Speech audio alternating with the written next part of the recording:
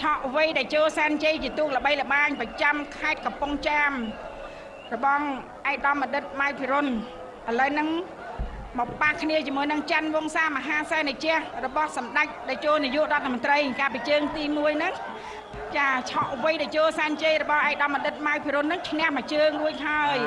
តែឥឡូវនេះឃើញថាយ៉ាងណាហើយសម្រាប់ឆក់អ្វីដែលចូលសានជ័យតែសារឃើញថាច័ន្ទវង្សាមហាសែនជះឃើញថានាំមុខបដូរមកនៅខ្សែទឹកខាងក្នុងនាំមុខបន្តិចតួចហើយចាបងប្អូនខាងច័ន្ទវង្សាមហាសែនជះនាំមុខហើយនាំមុខបន្តិចតួចហើយនាំមុខទៅលើឆក់អ្វីដែលចូលសានជ័យរបស់ឯកឧត្តមអតីតម៉ៅភិរុនច័ន្ទវង្សាមហាសែនជះឧបត្ថម្ភពងពោះពីសម្ដេចតេជោនាយករដ្ឋមន្ត្រីយ៉ានាំមុខម្ដងវិញណាបាទចាំមើលមើលតែជើងទី2គាត់នឹងបាទតែក្រៅហើយមើលឃើញក្រៅនោះមួយបន្តិចហើយចុងក្រោយហើយ